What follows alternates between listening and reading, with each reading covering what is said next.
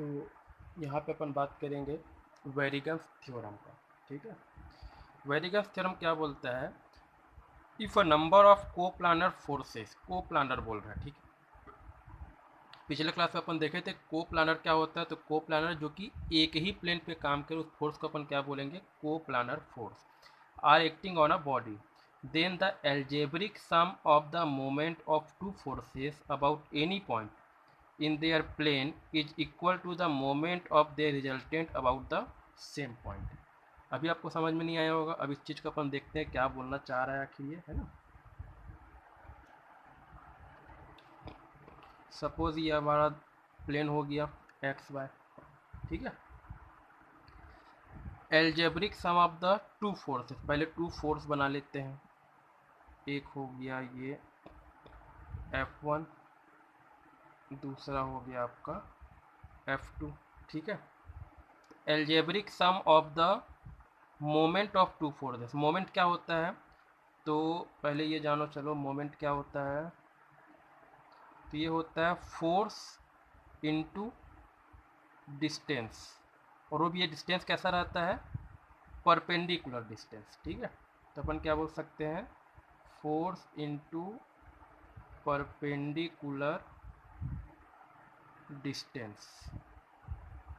ठीक, ये क्या कहलाता है, मोमेंट। तो हमको क्या बोलना है, algebraic sum of the moment of two forces. Two forces कौन कौन से, F1 और F2। तो इनका यदि हमको मोमेंट निकालना तो कोई एक पॉइंट हमको चूज़ करना पड़ेगा। सपोज अपन वो पॉइंट चूज़ कर लेते हैं, कौन सा, इसको, ये क्या है आपका, पॉइंट का नाम दे देते हैं अपन O। ठीक है, तो इनके बीच का हमको क्या चाहिए, परपेंडिकुलर डिस्टेंस। तो चलो इसको थोड़ा आगे बढ़ाएंगे, तो ये आपका हो जाएगा, ये हो गया परपेंडिकुलर डिस्टेंस D1। यदि इसका अपन परपेंडिकुलर डिस्टेंस देखें तो क्या हो जाएगा, D2। ठीक है, समझ आ गया। कोई फोर्स F1 और F2 है जिनका O से परपेंडिकुलर डिस्टेंस क्या है, D1 और D2।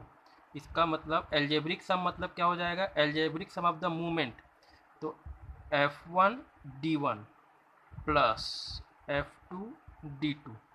ठीक है, अबाउट एनी पॉइंट मतलब कि O point in their plane is equal to the, मतलब ये जो है इक्वल रहेगा किसके, मोमेंट ऑफ द रिजल्टेंट। अब देखो F1 और F2 का कोई एक रिजल्टेंट फोर्स होगा। रिजल्टेंट पर क्या पढ़े थे कि यदि मैं इन दोनों फोर्स को हटा दूं और उनके बदले केवल एक फोर्स लगा दूं तो वो भी क्या करेगा, सेम इफेक्ट डालेगा कहाँ पे, इस पॉइंट पे।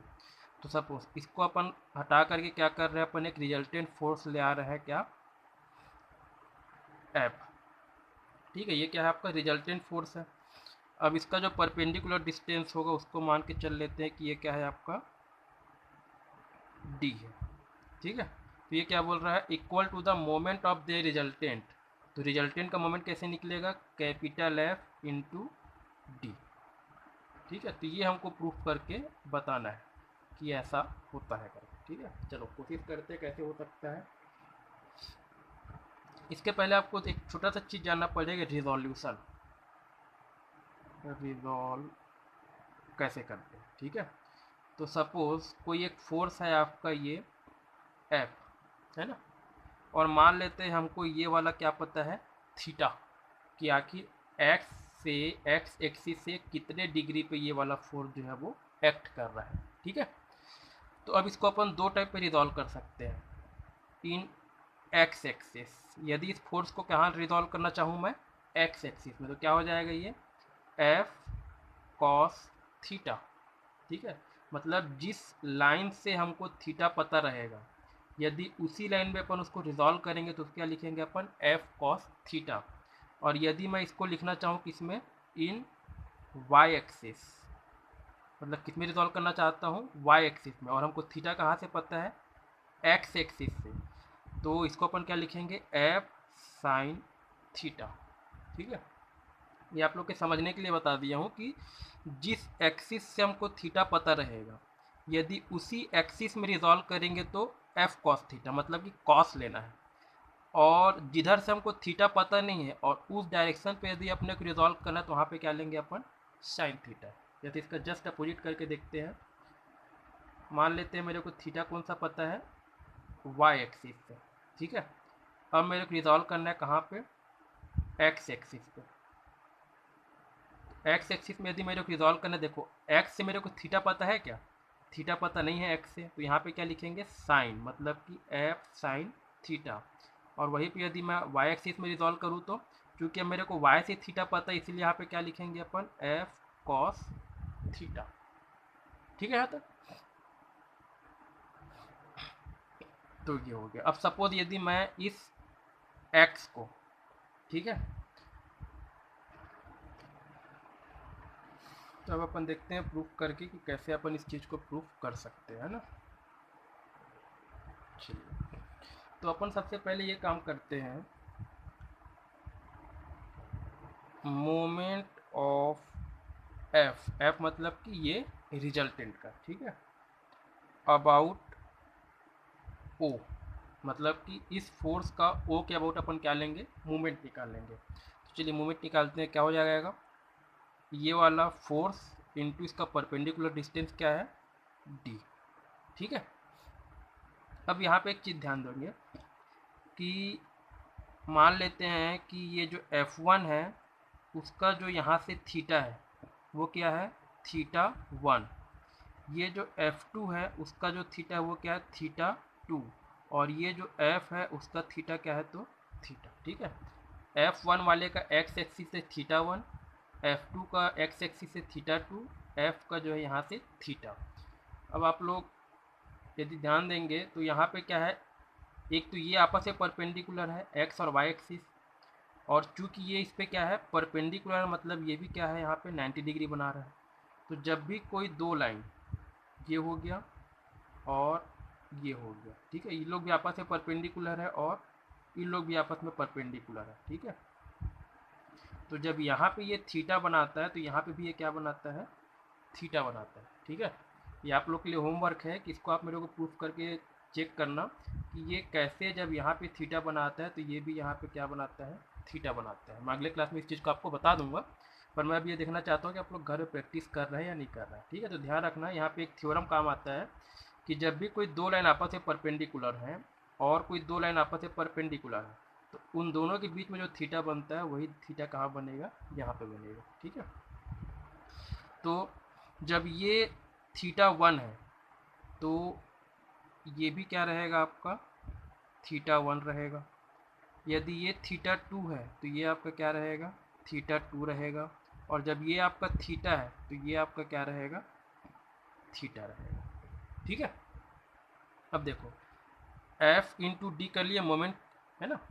अब इस डी को अपन क्या लिख सकते हैं, और इस चीज़ को देखते हैं। डी मतलब कि क्या है आपका, यहाँ से यहाँ तक का डिस्टेंस, ये क्या है आपका डी है। ठीक है। अब ध्यान दीजिए, ये आपका 90 डिग्री है, मतलब इसको मैं आपको यहाँ पे बना करके दिखा रहा हूँ, कुछ ऐसा टाइप का चीज़ आपका बना हुआ है ना। ये आपका एफ है, ये जो है आपका डी है, और ये वाला जो थीटा है वो क्या है आपका थीटा है। ये ओ पॉइंट है और ये क्या है, सपोज इसको यदि मैं नाम दे दूँ ए, तो ए पॉइंट है। ठीक है। मतलब मैंने इस ट्रायंगल को यहाँ पे आपको अलग से दिखा दिया है, और ये हमारा क्या है 90 डिग्री है क्योंकि परपेंडिकुलर है ना। तो यहाँ पे ध्यान दो, अब इस डी को अपन कैसे लिख सकते हैं। तो यदि आप लोगों ने 12th क्लास से पढ़ा होगा तो ये 90 डिग्री और ये वाला एंगल, मतलब कि ये क्या कहलाएगा आपका बेस। एंगल के सामने वाला जो कहलाता है वो क्या कहलाता है, परपेंडिकुलर, और जो बच गया उसको अपन क्या बोलते हैं, हाइपोटेनस। मतलब कि ये हाइपोटेनस, ये बेस। बेस क्यों हो रहा है, क्योंकि एंगल और 90 डिग्री को मिलाने वाला लाइन है, इसलिए इसको क्या बोलेंगे, बेस। एंगल के सामने वाले को अपन क्या बोलेंगे, परपेंडिकुलर। ठीक है। तो हमको क्या निकालना है, यहाँ पे डी का वैल्यू फाइंड आउट करना है ना। तो डी को अपन कैसे लिख सकते हैं, देखो इसको अगर ओ ए के टर्म में लिखूं तो ओ ए क्या है, हाइपोटेनस, और ये क्या है आपका बेस। तो बेस और हाइपोटेनस के लिए कौन सा फॉर्मूला काम आता है, कॉस थीटा। कॉस थीटा क्या होता है, बेस अपॉन हाइपोटेनस। यहाँ से मेरे को क्या निकालना है, बेस मतलब डी का वैल्यू। तो इसको मैं क्या लिख सकता हूँ, डी अपॉन हाइपोटेनस का वैल्यू क्या है, ओ से ए तक। तो यहाँ से यदि मैं डी को लिखना चाहूँ तो क्या लिख सकता हूँ, ओ ए कॉस थीटा। दिख रहा है। ठीक है। कॉस थीटा यहाँ से अपन निकाले तो क्या हो गया, बेस बाई हाइपोटेनस। बेस का वैल्यू डी, हाइपोटेनस का वैल्यू ओ ए। तो यहाँ से डी का वैल्यू निकालिए तो क्या लिख सकते हैं अपन, ओ ए कॉस थीटा। तो यहाँ पे अपन लिख सकते हैं ओ ए कॉस थीटा। ठीक है। अब देखिए इसको अपन कैसे लिख सकते हैं। अब ओ ए को यदि बाहर लिख दिया और इसको अंदर लिख दिया तो क्या हो जाएगा, एफ कॉस थीटा। अब एफ कॉस थीटा कहने का मतलब देखो, ये वाला एफ और कॉस थीटा मतलब कि इसको अपन कहाँ रिजॉल्व कर दिए, एक्स एक्सिस में। देखो यहाँ पे बोले थे यदि हमको ये वाला थीटा पता हो और इसको यदि मैं यहाँ रिजॉल्व करूँगा तो क्या लिख सकता हूँ, एफ कॉस थीटा। तो उसी तरीके से इसको अपन क्या कर दिए, ये यहाँ तक आया, इस वाली लाइन को अपन क्या बोल सकते हैं, एफ एक्स। सेम उसी तरीके से ये जो लाइन आएगा यहाँ तक का, इसको अपन क्या बोल सकते हैं, एफ एक्स वन। और उसी प्रकार से ये यहाँ तक का जो लाइन आएगा उसको अपन क्या बोल सकते हैं, एफ एक्स टू। ठीक है। ये वाला फोर्स है, तो इसको यदि एक्स डायरेक्ट से रिजॉल्व करेंगे मतलब कि यहाँ पे लेकर के आएंगे, इसको क्या बोल रहे हैं, एफ एक्स। इसको क्या बोल रहे हैं, एफ एक्स वन। और इसको क्या बोल रहे हैं अपन, एफ एक्स टू। तो इसको अपन क्या लिख सकते हैं, एफ कॉस थीटा को ओ ए एफ एक्स। ठीक है। यहाँ तक इसको अपन नाम दे देते हैं इक्वेशन 1, है ना।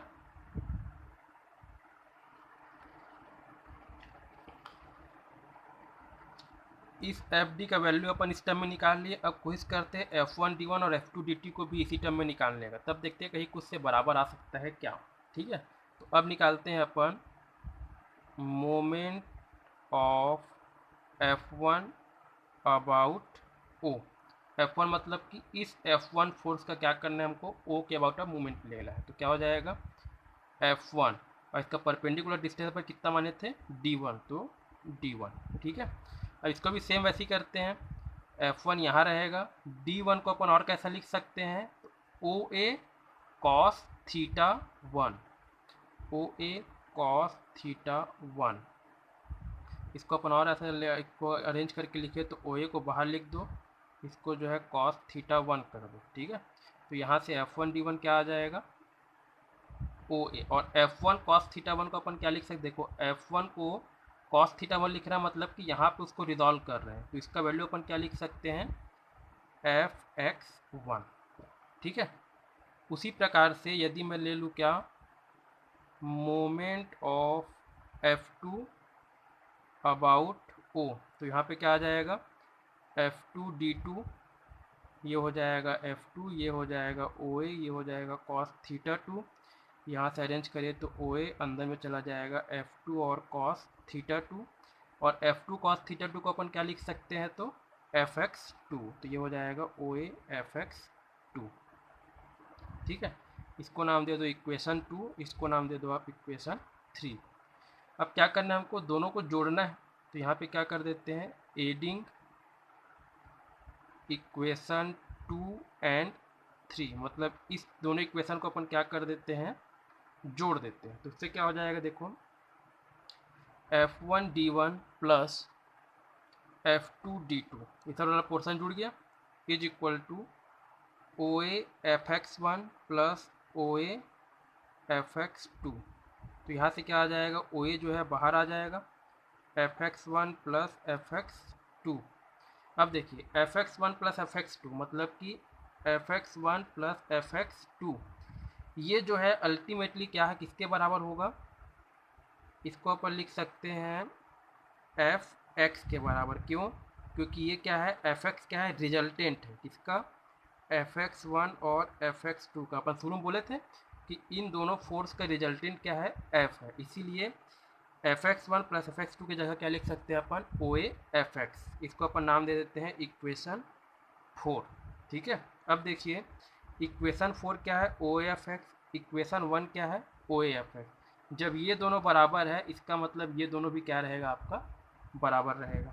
तो बाई इक्वेशन 1 एंड 4 अपन क्या लिख सकते हैं, F one D one plus F two D two is equal to F into D.